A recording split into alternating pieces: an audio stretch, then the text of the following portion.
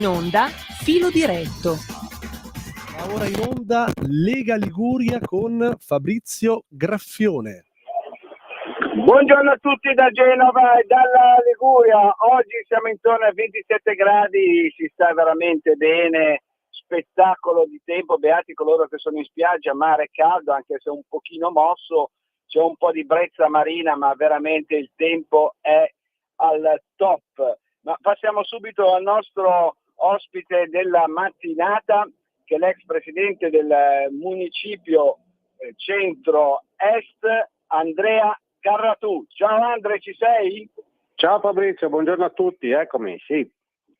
Allora ti ringrazio moltissimo per la tua disponibilità, tra l'altro all'ultimo minuto, e partiamo subito con i temi genovesi. Allora, ce ne sono due di fondamentale importanza per la Lega, ossia Sky Metro e polizia locale. C'è una rivoluzione, insomma, ha fatto un po' qualcosa di diverso rispetto all'amministrazione di centrodestra, ne parleremo un attimino dopo con Andrea. Diceva, ha fatto qualcosa di diverso il nuovo assessore alla sicurezza Arianna Rattogliosi, poi ce lo spiegherai bene tu Andre. Sì. Allora, novità Sky Metro, incontro a Roma della Giunta Salis con il MIT, il Ministero delle Infrastrutture e dei Trasporti, confermata la scadenza del 31 dicembre, quindi non una proroga per il progetto Sky Metro in Val Bisagno, che collegherà al momento Staglieno con il centro città e successivamente anche fino a Prato andrà questo people mover sopraelevato in Val Bisagno. Si calcola circa sui 100.000 persone, sarà usato più o meno, se non di più. Adesso però la novità è che la Giunta Salis ha finalmente detto un no. Genova rischia di perdere quindi 398 milioni di euro. Pensate un po', un no che costa quella cifra lì. Andrea, tu cosa ne dici? Beh, tanto che in realtà costa adesso questa cifra qui, ma nel progetto complessivo che comunque andava completato tocchiamo praticamente 900 milioni alla fine, perché chiaramente si trattava di tratte da completare. La cosa grave è che hanno tentato inizialmente di responsabilizzare il Ministero, dicendo che non dando le proroghe non potevano essere effettuati i lavori. In realtà il viceministro Rixi ancora oggi sui quotidiani e anche sulle televisioni ha ben specificato che non è così. Se ci fosse l'assenso dell'amministrazione, anche nel 2026 può essere rifinanziata l'opera, esattamente come per il 2025. Questa è una possibilità tecnica, chiaramente per questioni tecniche andava definanziata nel 2025, ma se l'amministrazione dicesse va bene, la facciamo, la cosa si può tranquillamente riprendere con lo stesso progetto, però, perché queste sono le regole. Se vogliono rifare un progetto bisogna partire da zero e chiaramente restituire i 19 milioni di euro che sono stati utilizzati per fare il primo progetto, che chiaramente quello faceva parte del finanziamento per la realizzazione. Nel momento in cui l'amministrazione comunale decidesse di non andare avanti, deve restituire questi soldi. Quindi è veramente un gravissimo errore per tutti i residenti della Val Bisagno, perché avrebbe davvero svoltato la storia di quella vallata, perché per chi non la conosce, nei momenti di maggior carico di traffico per percorrerla, che sono pochi chilometri tra l'altro, ci vuole anche un'ora e mezza di tempo. Quindi è davvero una cosa che invece con lo Sky Metro, chiamiamolo così, people mover, chiamatelo come volete, in un quarto d'ora si raggiungeva il centro città. Questo avrebbe davvero voluto dire la svolta per tanti residenti anche dell'entroterra, perché la Val Bisagno collega tanti piccoli paesi importanti dell'entroterra e quindi avrebbe davvero sviluppato un'economia totalmente diversa.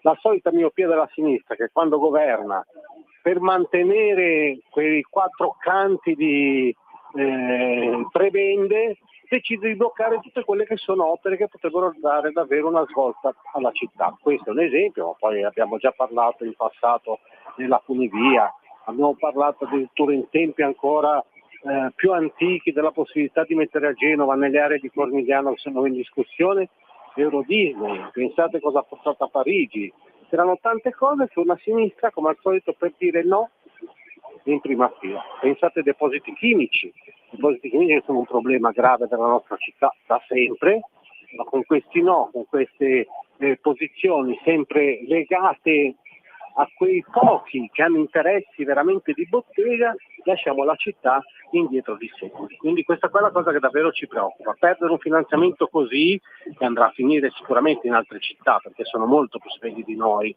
nel prendere al volo le occasioni, vuol dire davvero tornare indietro di 30 anni.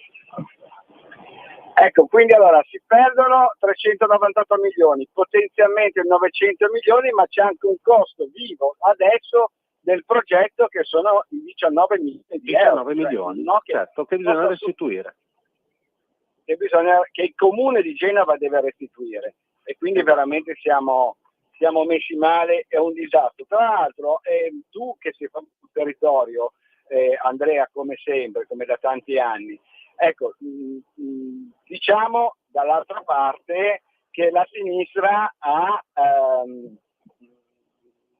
voluto accontentare, come dicevi tu, alcuni residenti che non vogliono questo scammetto, soprattutto quelli più vicini al centro, cioè della Bassa Val di Sagno, cosiddetta qui a Genova, che non vogliono quest'opera per vari motivi. C'è anche il discorso dell'istituto scolastico Firpo, ecco, un casermone che dovrebbe essere diciamo eliminato secondo il progetto attuale dello Sky Metro.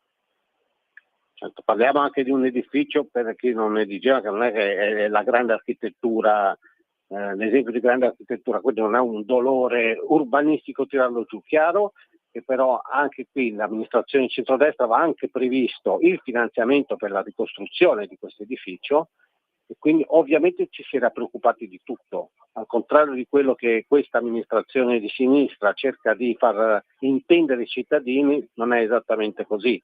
Quindi ci sono un insieme di falsità che comunque è facile smontare, basta leggere l'intervista sia del presidente Bucci che del viceministro Rixi e si capisce esattamente qual è la realtà dei fatti. Tra l'altro la Regione Liguria, attraverso proprio il presidente Marco Bucci, ha detto: se comunque rispettiamo la scelta della Giunta Salis, ma se cambiassero idea noi siamo pronti a dare una mano, ad aiutare, e comunque l'opera è cantierabile, a differenza di quello che dicono appunto gli amministratori del centro-sinistra, è cantierabile entro la fine dell'anno, così com'è. Sì, certo, ma poi ripeto, in caso non ci riuscissero per qualunque motivo di modifiche richieste, nel 2026 la conferenza Stati-Regioni può farlo reinserire come prioritario e quindi il Ministero lo rifinanzierebbe, non ci sarebbe nessun tipo di problema. Questo è quello che è tecnicamente fattibile, motivo per cui la collaborazione della Regione è importante, ma non avevamo dubbi. È chiaro che basta che l'amministrazione comunale decida che questo è il progetto da portare avanti e problemi non ce ne sono, assolutamente. Speriamo che la Giunta Salis ci ripensi su questo, no? Ma voltiamo pagina, rimaniamo però sempre a Genova, perché c'è stata un po' una rivoluzione anche all'interno della polizia locale di Genova, che soprattutto nel centro storico, territorio che tu hai amministrato, tra l'altro devo dire molto bene, e tutti questi anni ti sei impegnato per una maggiore sicurezza. Certo, i problemi nei caruggi di Genova sono storici ovviamente dal punto di vista della malavita, della criminalità, dello spaccio di droga, eccetera, però insomma si era riusciti a fare qualcosa, in particolare a implementare la polizia locale insieme ai carabinieri e polizia di Stato, con pattugliamenti eccetera, anche con dei settori ben determinati, diciamo sorvegliati e controllati della polizia locale. Tutto questo adesso non ci sarà più, quindi il grosso rischio è che la sicurezza verrà meno,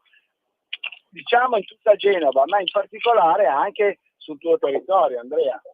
Sì, diciamo che insomma, si ritorna indietro di 40 anni, insomma il nuovo assessore ritiene che non sia più polizia locale ma polizia municipale, cioè a fare soltanto, come diciamo noi a Genova, le bollette, le multe, le sanzioni alle auto.